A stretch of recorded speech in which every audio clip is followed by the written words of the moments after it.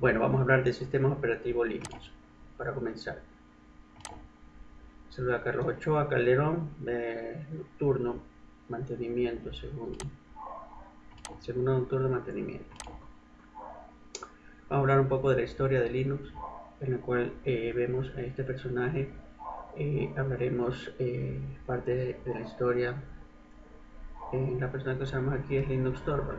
Es un creador de Linux que nos retomaremos a más de 10 años atrás para verificar cómo fue lo que fue, cómo se formó Linux. En sí, Linux en la década de los 80, cuando Richard Stallman estaba creando un sistema operativo completamente libre. Entonces, en los 80, creando Richard Stallman estaba cuando un sistema operativo completamente libre. Él creó un movimiento llamado software libre. Se refiere a que la gente debe tener la gratitud de leer el código fuente de los programas y poder modificar con sus necesidades. Bueno, en sí eso iba a contar con las creencias privativas que usaba en ese tiempo Windows, que eran muy licenciadas, entonces decían que los programas tenían que ser pagados por sus programadores y eso era netamente de la empresa. Entonces Richard Stallman, quien creó el sistema operativo completamente libre, al que él lo llamó GNU o GNU, y pasaron 10 años en el proyecto y seguía avanzando, pero aún no tenía el kernel. ¿Qué es el kernel? O sea, el kernel era el motor de este sistema, entonces necesitaba, es como que un auto no tenga motor, entonces es, no puede avanzar el proyecto. Entonces, es decir, el núcleo del sistema es quien hace la conexión entre el sistema operativo y, y el hardware, en el software y el hardware. Ya para en el año 91, Linux Torvald estaba creando un proyecto pequeño que fue como un hobby, pero que terminó siendo uno de los principales motores para que arranque GNU.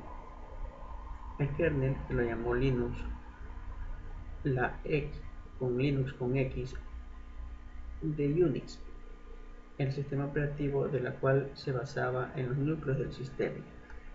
Pero como Richard Stallman le faltaba el kernel, juntaron el proyecto GNU en el proyecto Linux para crear el primer sistema operativo libre.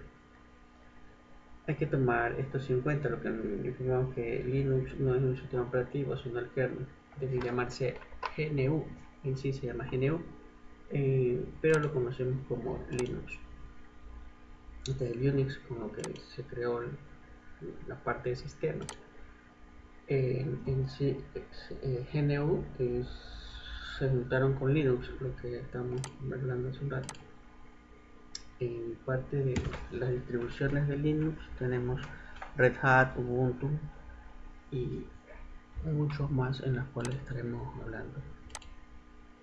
En sí, como parte de Windows por mi propietario y Linux libre, se mantenía una estrecha revancha. En estos tiempos sabemos que Windows tiene corren en el sistema de Windows está Linux en unas partes. Se verificó que en los servidores cuentan con Linux para poder correr algunos programas. Entonces vemos que ya poco a poco en estos tiempos ya no tenemos esa pelea, ¿no?, de estos sistemas operativos. Incluso hay Windows que están usando ya luego corriendo el Windows está corriendo Linux, lo pueden correr dentro de su sistema. Como podemos observar también en el mundo de los móviles también se ubicó Linux en otra era, pero no fue así.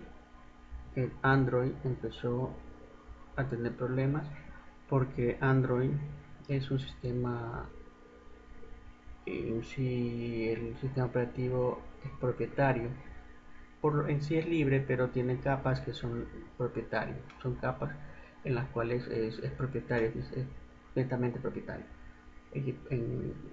Como referencia sería el problema que se tuvo Huawei con Android, que no pudo sostener no puedo habilitarlo con Linux, trabajar con Linux porque eh, Linux es libre y Android y con Google tiene plataformas que son propietarias, entonces son códigos propietarios que no se las puede modificar y hacerlo de seguridad, entonces por eso hubo un problema.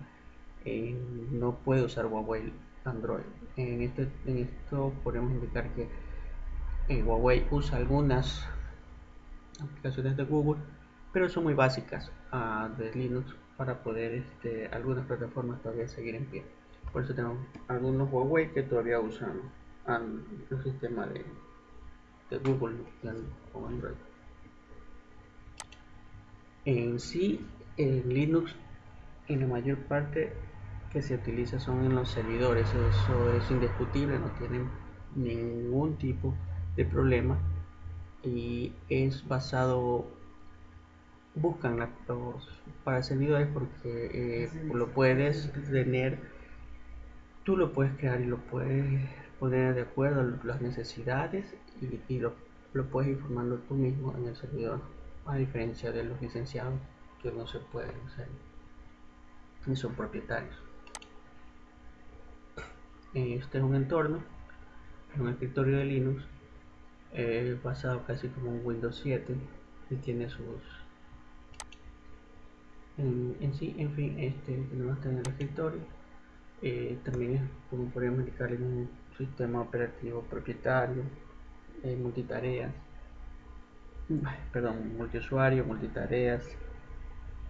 En sí, en esta diapositiva que vemos, tenemos en cuenta que son 4 escritorios que tengo abierto en uno solo, en una gráfica, y podemos correr cualquier programa y utilizar cualquiera de las dos cosas que en Windows no se los puede obtener. Puedo estar corriendo un programa o haciendo algún proceso y puedo incluso cambiarla al proceso en la ventana que estoy eh, corriendo el proceso, puedo moverla, puedo compartirla en esa misma escritorio. Las distribuciones, hablaremos de la más importante, que es Debian, ¿no? Son las más usadas y confiables, las Debian. Así que la mayoría de distribuciones son Debian. ¿Por qué? Porque es una de las más antiguas, así como el Red Hat y el SUSE. En cual tenemos también el Ubuntu, que es basada en Debian. Este proyecto fue para considerado en llevarlos a todo el público. Intentó, pero no fue un éxito. Llevarlo al mundo, pero no fue un éxito. Pero en función de servidores es mucho más fuerte y también en el escritorio. Linux en Linux Mint está basada en Ubuntu y usando Debian. Esto podemos observar que en las distribuciones se van basando en unas a otras. Lo que están basando en Linux Mint es para principiantes. El SUSE, como podemos observar, el SUSE es un Enterprise Linux, que es su verdadero nombre porque SUSE es una empresa, así como el Red Hat, es una empresa de corporativos. Para escritorio es OpenSUSE, creado en Alemania. En la siguiente diapositiva podemos revisar en qué forma lo están usando. Ubuntu tiene el 40.5%. Ubuntu es el que más se usa, el más amigable, podríamos decir aquí. Más usa la más gente, esto para los servidores al menos. 17% y tiene la mayoría 16, 17, 18 y esto es todos los sistemas, todas las distribuciones que serían una infinidad de distribuciones que hay. Esta aquí parte desde 1993 y en marzo vemos SUSE, Red Hat en octubre y así sucesivamente van verificando, vemos que han sido avanzando. En este lapso del 24, casi en los años 90 no hubo mucha modificación, a partir del 2000 sí se ha modificado